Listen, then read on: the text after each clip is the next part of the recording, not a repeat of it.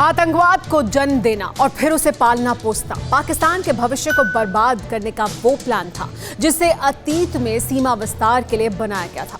लेकिन वक्त बलवान होता है। जो इस वक्त पाकिस्तान को सबक सिखा रहा है वो डर में पाकिस्तान ऐसे घिर गया है जिसकी कल्पना शायद ही कभी की गई हो। पहला डर है हिंदुस्तान का, आतंकियों को टारगेट करके की गई एयर स्ट्राइक का, और दूसरा डर है FATF का।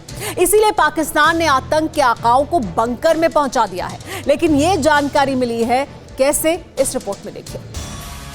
हिंद के जांबाजों का टेरर, खान को स्ट्राइक का डर। FATF की लटकी तलवार, आतंक परस्त मुल्क लाचार। हाई सिक्योरिटी में आतंकी, बंकर में छिप गया लखवी। मोस्ट वांटेड की ये लिफ्ट, महफूज ठिकाने में शिफ्ट। पाकिस्तान पर इस वक्त दो खतरे मंडरा रहे हैं। पहला खतरा भारत की एयर स्ट्राइक का है और दूसरा FATF की ब्लैकलिस्ट का। इसलिए पाकिस्तान में भगदड़ मची हुई है। उन मोस्ट वांटेड आतंकियों को महफूज ठिकानों पर शिफ्ट किया जा रहा है जिससे पाकिस्तान एक्शन का शिकार होने से बच जाए और उसका काम भी चलता रहे। हाल ही में आतंकवादियों की गिरफ्तारी इसी भगदड़ का नतीजा है, जिसमें हाफिज सईद और जकीउर रहमान लखवी को दिखावे के लिए जेल में शिफ्ट किया गया। मसूद अजहर के खिलाफ गिरफ्तारी वारंट जारी किया गया।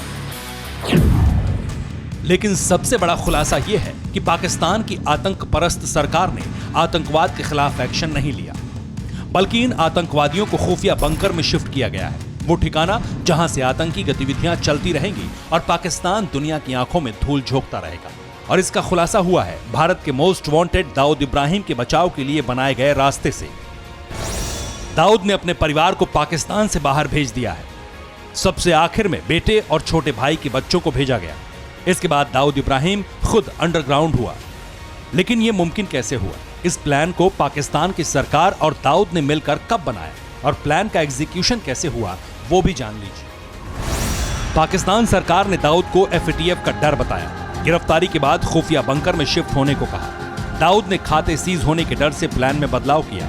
पहले बड़ी बेटी माहरूफ के लिए पुर्तगाली पासपोर्ट बनवाया। जावेद मियादाद के बेटे से शादी के बाद ये काम आसान था।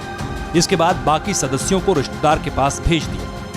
दरअसल दाऊद का छोटा भाई मुस्तकीम अली कास्कर पहले ही दुबई में शिफ्ट हो चुका है। वहां वो UAE में डी कंपनी के वैध कारोबार की देखभाल करता है। ज्यादातर रिश्तेदार उसी के साथ रहते हैं। दाऊद का भाई अनीस इब्राहिम कराची में डिफेंस हाउसिंग एरिया में रहता है, लेकिन पिछले 2 हफ्ते से वो लापता है। इसके अलावा दाऊद के भाई नूरुल हक की पाकिस्तान में मौत हो चुकी है और सबसे बड़ा भाई साबिर अहमद 1981 की गोलीबारी में मारा गया। अब कराची में सिर्फ दाऊद बचा था, लेकिन वो कहां है किसी को नहीं पता। ये सब उसी प्लान के तहत हुआ जिसे आतंकियों को महफूज ठिकाना देने के लिए बनाया गया, ताकि पाकिस्तान भविष्य की एयर स्ट्राइक से बच सके और FATF की तलवार से भी। Bureau report, TV9 Bharat.